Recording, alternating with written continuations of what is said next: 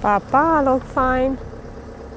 Imediat ne așteaptă iară coborârile alea faine pe care am urcat acum 4 zile.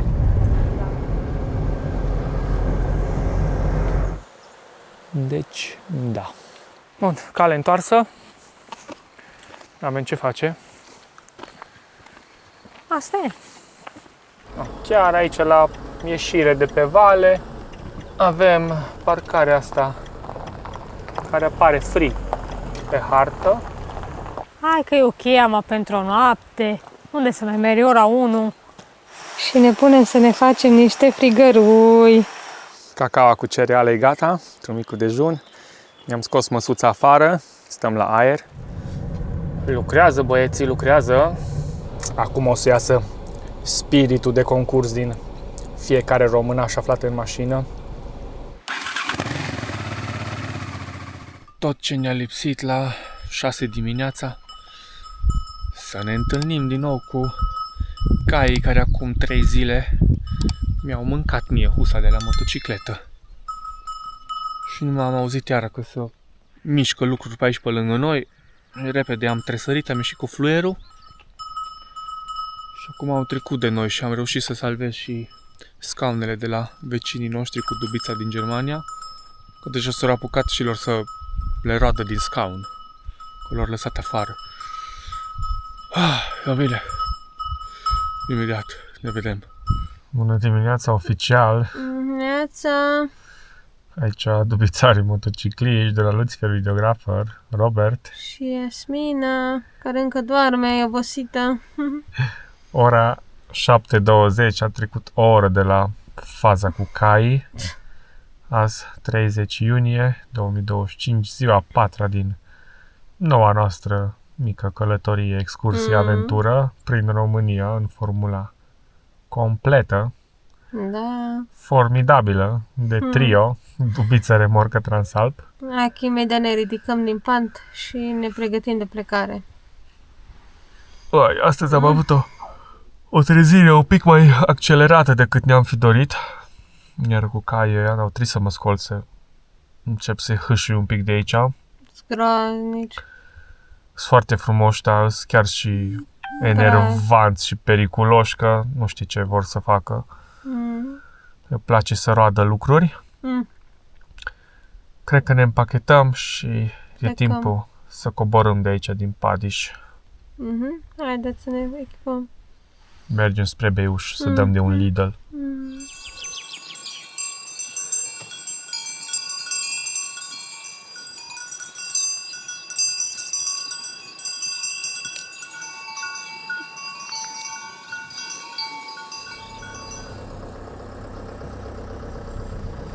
Pa, pa, loc fain!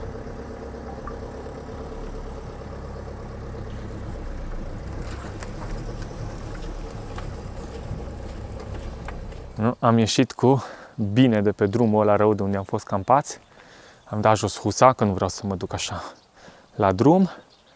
Am mai verificat încă o dată chingile. Totul este în regulă. Și de aici acum mergem direct la Beiuș. 50 de kilometri până acolo, aproximativ o oră. Ieri ne-am plimbat pe aici. Am făcut 13,5 km din Padiș, Poiana Ponor, Glăvoi și înapoi. Ne-am dus pe pădure, varianta de vreo 4 km jumate, 5 prin pădure, coborâre, urcare.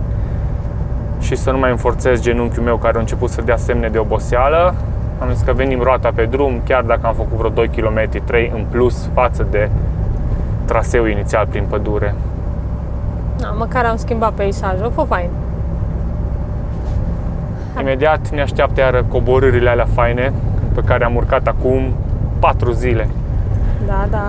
Inițial am zis că stăm o noapte aici și uite că am stat 3. E fost prea frumos să nu stăm. Da. Abia aștept să ajung să îmi iau lapte, să-mi fac o cafea. Mi de somn. Eu vreau să prind internet mai bun în Beiuș și să încep să-mi dau drumul la încărcat pe YouTube ziua a doua. Și poze, cred că. E fain să vii în natură, să fii deconectat, dar noi cum trebuie să facem materiale video și să încărcăm pe YouTube și așa, e greu fără internet sau cu internet de proastă calitate. Na, mai câteva curbe, nu mult, 20 ceva de kilometri și ajungem jos.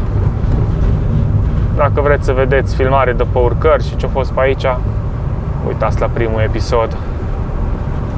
Chiar pe centura ocolitoare a Beiușului, am spus și în primul video că este o lucrare nouă aici, noi n-am mai prins-o și chiar e foarte fain realizată, practică, este de ajutor pentru șoferi. Noi mai avem 4 km până la Lidl și gradele au luat o raznă. Ora 9 și un sfert și deja 23,5 grade sus în Padi și așa bine au fost acolo la 12-15 grade. În Beiuș, la parcare, în Lidl, pe mic dejun, niște pogocele. Motorul stă bine. Ce a fost fain aici că am semnal bun, am internet, am reușit să încarc episodul. Am fost la cumpărături, vreo 140 de lei, ne-am luat toate cele necesare pentru următoarele vreo minim 2-3 zile. Hai să vedem ce avem aici în frigider. Iasmina a făcut fain sortarea, tot felul. Lapte, chestii pentru paste de tot felul, cu sos roșu, cu carbonara, ouă. No, beton. Hai să ne gândim în ce direcție o luăm, studiem harta și vă anunțăm. Că încă, sincer să vă zic, chiar nu știu în ce direcție să o luăm. Clar, undeva în sus de aici, din Beiuș. Hai să vedem că sunt vreo 3 drumuri. Gata, ne-am pornit. Ieșirea din Beiuș. Și mergem spre Șuncuiuș. Am ales până la urmă traseul care ne place nouă cel mai mult din zonă, ăla clasic, mergem pe varianta de Roșia până în Brațca, facem stânga și ajungem la Șuncuiuș. Sunt mai multe variante acolo unde se poate sta, vedem exact ce găsim. Deocamdată e ora 11, până acolo facem o oră bună. Azi zi lejeră, vreau să mai editez, stăm la odihnă și mâine vrem să mergem spre, teoretic spre Colibița, da? Vedem, Da. ne mai gândim. No, și tot traseul pe astăzi, încă de aici 55-60 de kilometri, ceva de genul.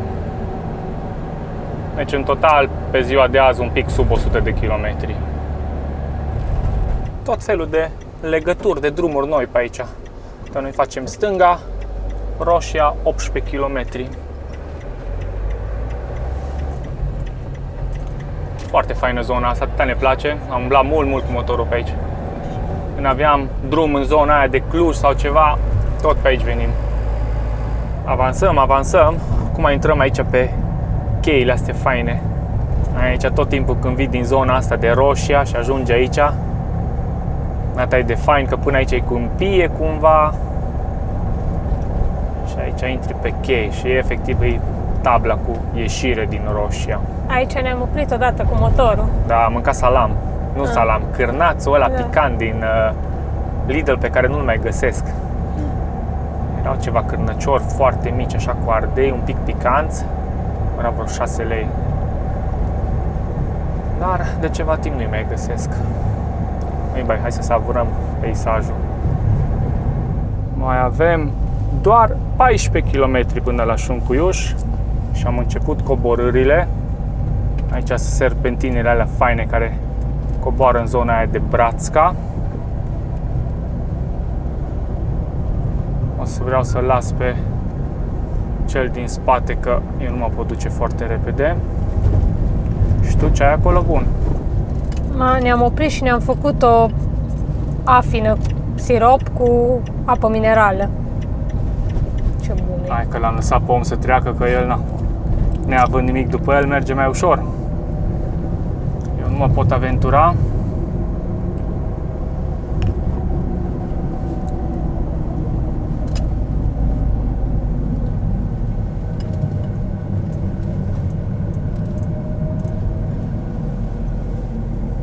Foarte frumoasă zona asta, foarte.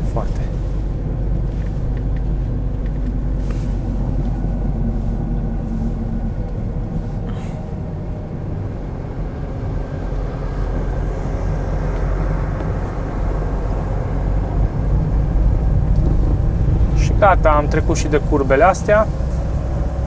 Ia, ultima jos la dreapta. Ce frumos e peisajul.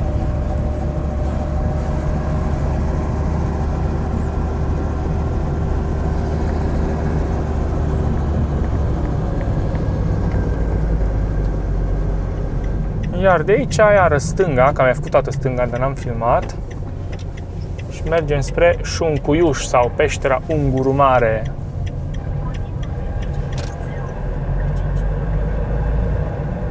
Foarte curând ajungem, mai arată 1 kilometru și mai avem o cale ferată dezafectată. Au început lucrările la calea ferată să reabiliteze. Uite că au scos toate liniile afară. Și aici facem noi stânga. Noi am mai venit, dar tot timpul din partea aia veneam din dreapta. Dar nu-i problemă, că acum facem aici un stânga frumos.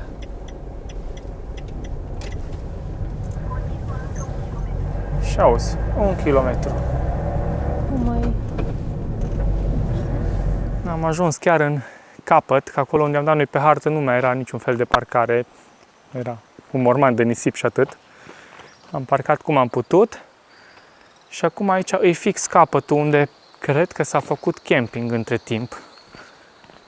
Cei care ați fost pe aici cunoașteți zona, unde e intrarea la peștera Unguru Mare, platoul ăla mare de iarbă, pe stânga erau stâncile alea de cățărat, doar că mai nou văd că este barieră și cred, din ce am văzut pe internet, că s-ar fi făcut camping. Da? Hai să mergem să întrebăm, să vedem care-i treaba. Deci, da.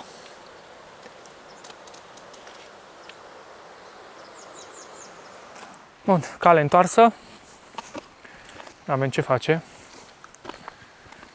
Asta e. Hai că momentan am ieșit de pe drumul rău, prăfuit aia ultimii vreo 500 de metri. Și efectiv nu știm unde să stăm, ce să facem, că totul a devenit comercial și aici, deci pe lângă că ai făcut camping-ul acolo, nici nu mai lași accesul oamenilor să intre, dar e și închis. Deci nici. Ideea e că nu mai intri, că bun, ziceai, 50 de lei pe zi, asta este și stai acolo. Nu poți, dar nici nu-l deschidem. Asta e România, fraților. Și atunci să nu pleci, să nu te duci tu frumos, să pleci tu în țările alea scandinave, până Norvegia, Finlanda, Suedia, unde te doare la basket și stai până ce păduri vrei și pe unde vrei. Tot mă criticați că de ce România nu-i frumoasă. Ba, da, păcat că e locuită. Bun. Hai să vedem ce mai găsim. Chiar aici la ieșire de pe vale avem parcarea asta care apare free pe hartă. E cu pietriș. Până mâine cred că e ok. Cât să stăm, să mai editez și mâine vă zic, vedem încotro o luăm în zone mai împădurite. Uite cum ne-am retras frumos la umbră. Bine, nu ne mai enervăm că ieșirea asta e despre relaxare, nu despre nervi. Partea bună e că nu-i nimeni. Hai că e ok, am pentru o noapte. Unde să mai mergi ora 1? Ne relaxăm. E fain. Da, uitați, deci asta e bine de știut. Chiar când intrați pe vale, e parcarea asta și v-am zis, pe net apare free. Nu știu, dacă vine cineva, vedem ce se întâmplă. Am instalat grătarul și ne punem să ne facem niște frigărui de la Lidl. Și acolo am pregătit salata.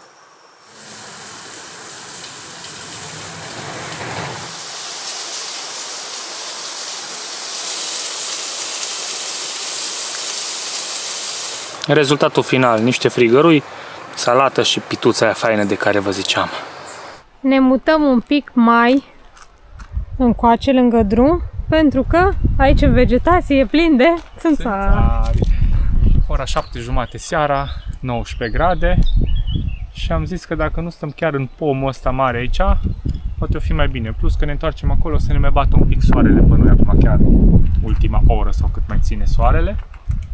Mai ne băgăm la somn, că azi am mai dormit un pic de după masă, am fost obosiți de ieri, că m-am umblat mult pe jos. Am mai editat, am mai postat poze, am făcut de mâncare, ați văzut ultima secvență. O fost fain.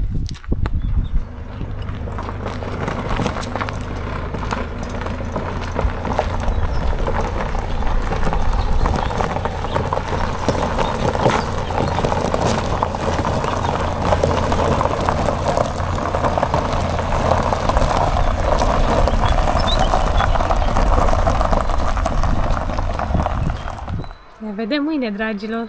Ne auzim dimineața, că nu încheiem episodul aici. O să combinăm cu ziua de mâine când mergem spre lacul Colibița, vreo 240 de kilometri. Dar cu voi ne vedem în câteva secunde. Seară faină! Ceau! Ciao.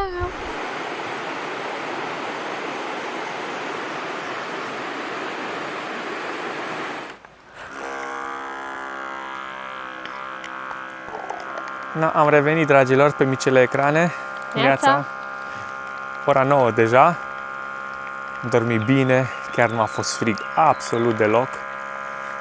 Aseară când am încheiat, am zis din greșeală avem 19 grade, dar nu 19 grade, am avut și 29 de grade. Am rămas eu cu impresia de Apuseni, de Padiș. Răspina, tu ce faci acolo dimineața? Cafeluța, bineînțeles. Cu aparatul de la Autin. Dacă... E de mare ajutor pentru mine, care trebuie să beau vreo 2-3 cafele pe zi. Dacă vreți și voi să faceți cafeluța acolo unde aveți chef, intrați în link. Avem acolo de la Autin un link de afiliere.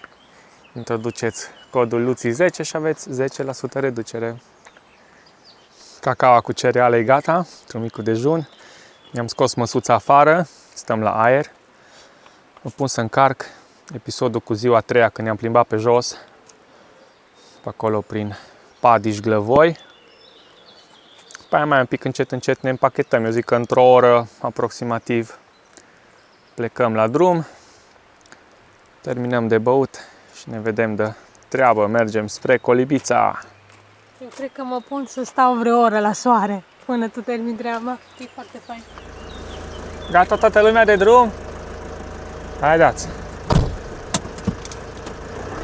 Hai, plecăm mai departe. Spre Colibița.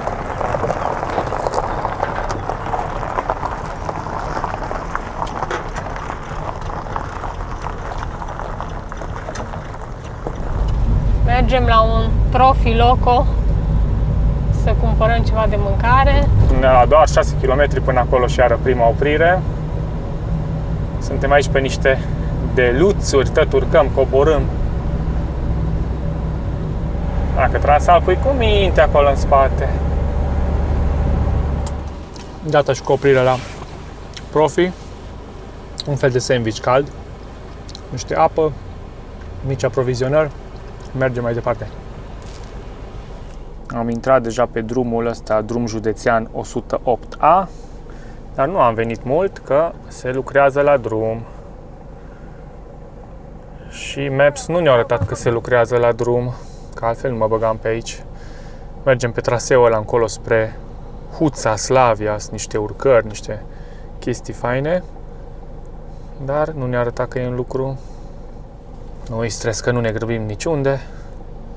Așa, ca fapt divers. Lucrează, băieții, lucrează.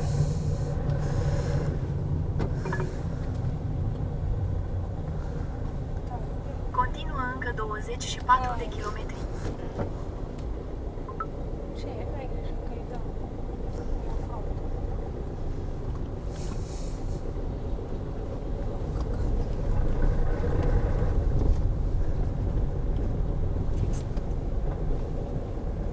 Hai că am trecut și de asta așa încetuț. Mai urmează acum câteva curbe aici, strânse, iar or fi din alea de-a doua. Dar problema care-i? Nu drumul, ci traficul plin de tiruri. Cum s-a lucrat la drum, s-a făcut coloană. Hai, pe coborâre, nu-i pe urcare. Na, perfect. Nu-i stres. Ne-am scos, cum ar zice românul. Venim deja de vreo 30 de kilometri de când a fost acolo cu lucru și cu blocajul ăla de drum. Și eu cum și filmam și am fost atent la drum și ce ne indicau acolo oamenii care lucrau, am auzit GPS-ul că a făcut un ding-ding, un fel de reconfigurare traseu. Și acum când mă uit pe hartă, noi nu mai suntem pe ruta aia cu Huța, Slavia, ce v-am zis, noi suntem deasupra. Și ne-au reconfigurat și acum e cu vreo 20 de jumătate de oră traseul mai lung. Da, nu-i problemă, că e fain și pe aici, nu-i foarte aglomerat, drumul e destul de bun. Trecem prin tot felul de localități din astea mai mici. Da, nu-i stres. Suntem plecați deja de dimineață de 70 de kilometri și am dat noi un punct între Bistrița și Colibița. O să facem o oprire la Prundul Bârgăului. Ne oprim la niște urmăritori de-a noștri de pe YouTube să primim câteva sfaturi și idei ce să mai facem pe acolo prin zonă. Și aia vreau să zic că ne preconizează că ajungem la ora 4 și înainte să se reconfigureze traseul îmi zicea ora 3:40, deci e 20 de minute în plus. Se mai întâmplă când trebuie să fii atent în toate direcțiile și asta Maps-ul nu a zis mare lucru, a făcut numai de 2 ori ting-ding și atât. Iar aici urmează să facem stânga spre Jibou. Suntem între ceva localități așa mai noi pentru noi, nu prea am fost în zonele astea. Drumurile sunt ok, peisajele sunt faine, vremea e bună, toate bune și frumoase. Ne apare o parcare pe dreapta unde numai bine putem opri și mergem acolo în capăt la umbră. Avem măsuță, facem o scurtă pauză. Peste 150 de metri, intră pe DN1 H. Superb! Ce avem aici? Ce avem acolo? Iaurturi. No. Ceva așa de hidratare, de prospătare. Uite aici. Puiul a rămas în soare, noi am reușit să ne parcăm la umbră. Nu e încă foarte, foarte cald afară.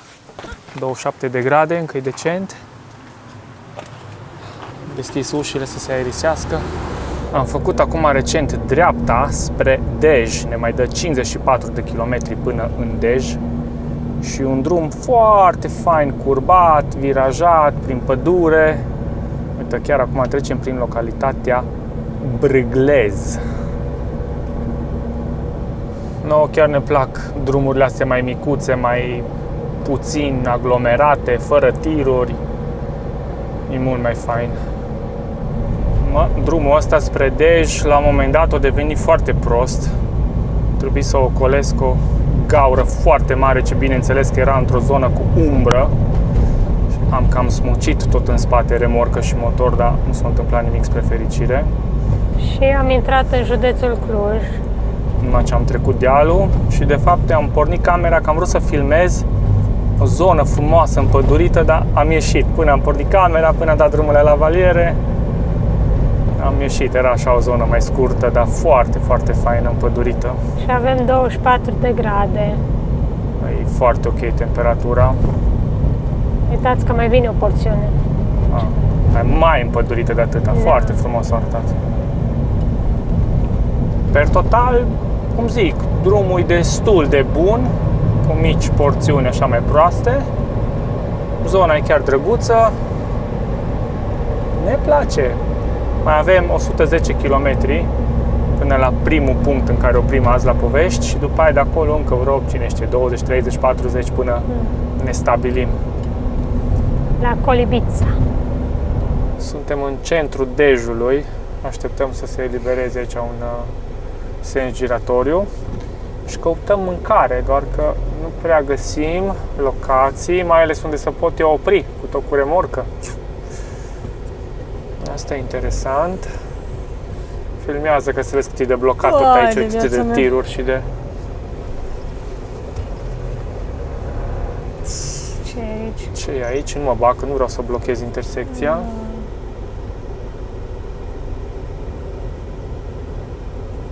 Vezi de ce era galben pe traseu, că... Așa, uite ce e aici. Și noi aici facem dreapta. Peste 50 de metri, la sensul giratoriu, urmează prima ieșire spre strada Gheorghe și Cain. Așa e frumos, se vede că e întreținut, e nou făcut, dar nu știu unde opresc eu să mănânc ceva. Aici e stație de bus. Strada Mărășești.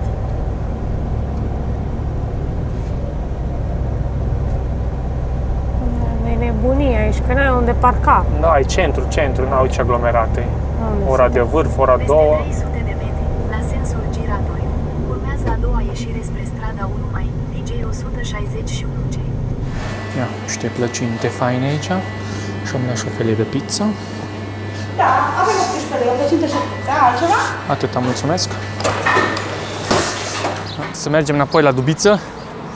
Am lăsat-o pe dreapta, chiar unde începe ceva spații destinate pentru taxi. Am oprit chiar la limită. E greu cu remorcă, trebuie să-ți găsești tot timpul loc suficient de mare să poți să intri.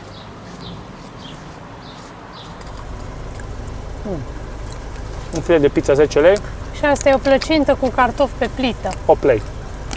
Noroc că în România a spuse la punct foarte bine rețelele de cale ferată și că durează o veșnicie să treacă trenul. Da, auzi-l, uite-l. Deci am stat vreo 10 minute, numai bine am reușit să ne mâncăm și pizza. Între timp s-a format o coloană și în spatele nostru, dar și în față. Și acum o fi distracție, că noi facem aici stânga. Deci vă dați seama, toate mașinile adunate acum în 10 minute aici, toți intrăm pe același drumuleț. Acum o să iasă spiritul de concurs din fiecare românaș aflat în mașină. E trist, mă, fraților. Bă, pe străinătate niciunde nu vezi așa ceva. Bă, e limita de 50, toată lumea merge 50. La noi e 50, mă duc și eu cu 60-65, așa, să nu încurc traficul.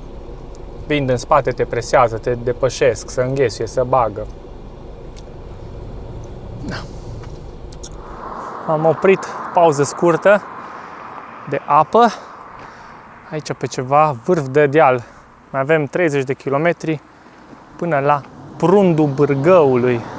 Și acolo facem o mică pauză pe care vedem cât mai continuăm spre Colibița.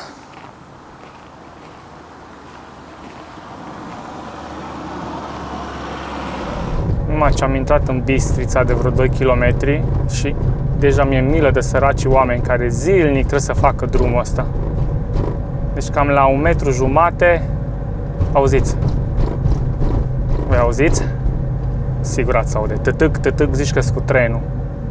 Deci voi vă dați seama că kilometri întregi așa s-au gândit unii să facă drumul, să lase cu... Ca și cum mai spune pe vremuri că mergi pe dale de beton. Exact povestea aia e. Numai că aici e asfalt cu... Auzi, cu șanțuri la minime. Auzi. Viața mea. Auzi. Superb, superb. Da, fraților, am ajuns la destinație. V-am zis că venim aici la Prundul Bârgăului și am ajuns la Gheorghe. Ana, din păcate, nu e acasă. Unde-i? Zile tu unde-i? Aducă Duba, de la camperizat. Deci, știți povestea cu Duba? Dacă v-ați uitat la clipul în care ne-am spus că mergem duminică să vedem o dubiță la Arad și am zis că dacă nu ne-o place aia, mergem luni să vedem una la Timișoara. Na, ce să vedeți? Ei ori cumpărat Duba aia din Timișoara pe care am vrut noi să mergem să o vedem luni. Deci foarte, foarte tare. Vedeți cum se leagă poveștile. Și Duba lor mai un pic și vine acasă. A fost la tatălui să o refacă complet, am văzut poze, deci a fost desfăcută bucățele și tot făcut înapoi, vopsit, uns.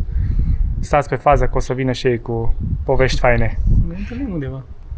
Poate o să avem un clip împreună la un moment dat, cine știe. Exact. Stați pe fir. Mergem să bem o cafea aici la Zireto, la cafeneaua ta preferată, a doua. A treia. A treia. Ideea e că au cafea bună. Exact. Și mergem, facem o plimbare, mai povestim, pe care plecăm la Colibița. Am terminat cu vizita, am fost la cafea. La patiserie, am mâncat și o felie de pizza. Mulțumesc lui Gheorghe pentru atenție. Și da, am stat vreo jumătate de oră, schimb de experiență. Păcat că nu am prins și fetele acasă, pe Ana și pe Beatrice, ele sunt plecate după Dubiță. Dar se întorc vineri, azi marți, poate în drumul nostru spre casă, poate reușim să ne facem traseul tot pe aici, nu știm, vedem. Momentan avem 13 km până la lacul Colibița, ne facem numai o poză pe baraj și după aia ieșim înapoi aici în principală și cred că Iasmin au reținut cum se numește locația unde am putea campa, cea cu stejarii, camping, nu știu cum. Pe parc Fortnite. Da, e așa o locație cu apă, cu iarbă verde. E bun să ne campăm pentru o noapte. Oricum deja e destul de târziu, Da. aproape ora 6. Și suntem obosiți. Un pic. Stați că imediat vă zic. Până mai vizităm și lacul, până alea se adună. Acum ne uităm pe hartă și locația este Picnic Valea Străjii. E chiar pe principală, pe E58. Foarte fain drumul ăsta ce duce spre baraj, mai exact drumul județean DJ 173A. E chiar calitate foarte faină. Și mai avem 5 km. Da, din ăia 13 sau cât mi-a arătat la început. E faină zona și e ceva nou pentru noi, eu n-am mai fost, sau nici tu, nu? Nu, că pe bucata asta de drum nu. Atmosfera afară deja începe să fie faină, că e un pic trecut de ora 6 și începe soarele să apună, așa, e fain. Temperatura foarte bună, 23 de grade, așa ne place nouă.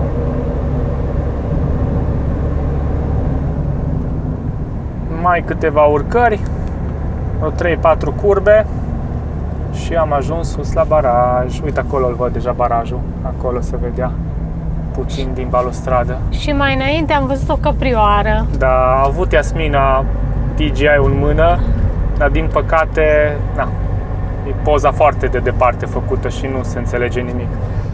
Uite, acolo sus e o față, o piatră și zici că e o față. Ce tare! Și cu o cruce. Și barajul este chiar în fața noastră, să vedem unde putem opri. Vine și un Renault Trafic, uite-l.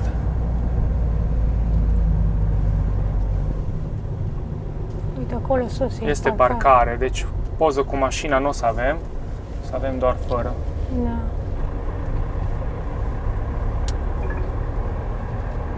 Uite, oprim aici așa. Continuă pe DJ 170 și preia încă 2 km.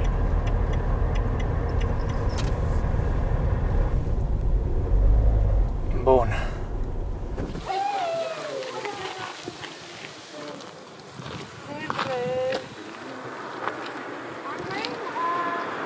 Gata și cu pit stopul la lac. Hai înapoi la mașină.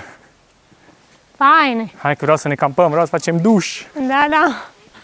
Să mă odihnesc. Acum plimbându-ne așa, dând o tură pe lângă lac, totul e destul de comercial, nu știu, parcă ne așteptam să fie un pic mai sălbatic, mai retras, așa cum mai ar fi Vidra, de exemplu, de la Bârșia Loturului, unde la un moment dat iară vrem să ajungem să stăm și acolo. Noi asta ne dorim, mai retras, așa, aici tot e privat, tot e comercial, așa, numai hotel peste hotel, terasă peste terasă, plaje private și cam asta e ce am observat noi că ar fi pe aici. Dar e frumos. Da. Măcar se mai face un pic de turism și la noi. Ce frumoasă e coborârea în partea cealaltă. Superb! Uite, un cățel pierdut. Acu ești, mă, copile. Uite-l, mă, cât e de mic. Ai, Doamne! La unde mergea? În stațiune undeva. Te mănâncă ursele, puiul, pe aici. Faină coborârea. Mai 6 km și ajungem la Poienița aia acolo.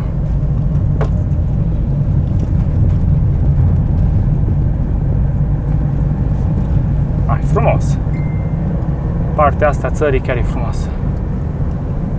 No, și aici facem dreapta spre, uite, Suceava 159, Vatra Dornei 50. Acolo vrem să ajungem noi mâine. Uite, Parcul Național Călimani a fost încolo. Ce tare! Continuă pe E58 încă 2 km. Încă 2,3 km și ajungem la locația unde vrem să stăm. Uite, aici apare intrarea.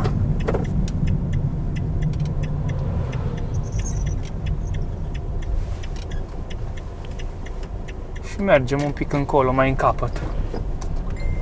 În dreapta, zic eu, uite, unde se văd ultimele căsuțe încolo. Că asta e intrarea. Aici sunt niște căsuțe din astea foișoare, dar suntem prea principal cumva. Și eu zic să mergem un pic încolo, uite la alea ultimele acolo. Am parcat. Sper să fiu cât de cât drept pentru somn. Am încercat un pic să ne aliniem planetele. Dar cred că o fi bine. Uite ce faină e locația. Chiar pe drumul principal. Avem și o mică apă în dreapta. Momentan nu-i nimeni decât o singură mașină care par să plece. Probabil că în weekend aici e full. Și ce e fain? Că aici curge apa. Uite ce loc fain. Plin de foișoare din astea de lemn. Am revenit chiar aici la intrare, unde e poarta asta, că a citit Iasmina pe Camp for Night că s-ar plăti 20 de lei per zi. Dar aici, dacă ne uităm, ne este trecut că în vederea accesului în zona de camping se achită o taxă de 10 lei pe zi. Plata se face pe așa. Și am intrat aici și într-adevăr este trecut 20 de lei, dar sunt numerotate foișoarele. Foișoarele fiind cele de acolo, de la 1 până la 12, ăsta ultimul. Având în vedere că noi nu stăm la niciun foișor, nu cred că ar trebui plătită vreo taxă. Că aici altă taxă nu este de plată decât per foișoare.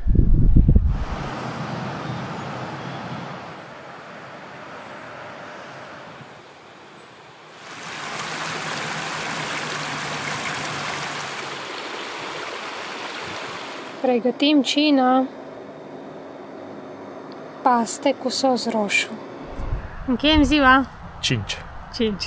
Adică 4 și 5, că este un clip combinat cu cele două zile.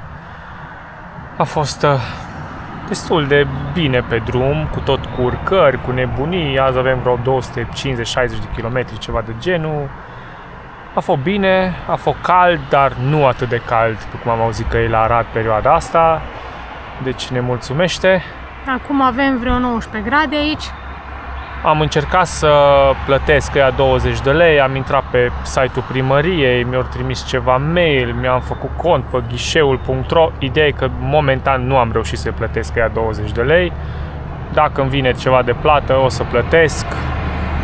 Nu știu dacă te verifică cineva aici sau nu. Eu am zis să fim corecți și să plătim. Am bifat foișorul 12, am zis că o să plătesc așa de bucă, cu toate că noi nu stăm la foișor, noi stăm aici afară în iarbă. Vedem. Ideea e că mulțumim tuturor celor care ne-ați urmărit, care ne susțineți, mulțumim membrilor canalului de YouTube. Mulțumim! Și să ne vedem cât de curând în ziua următoare. Mergem la Vatra Dornei, unde vrem să ne plimbăm cu motorul. Exact! Așa că like, comment și subscribe. Și cumpărați-mă cafea. Ciao! Ciao, ciao, noapte bună!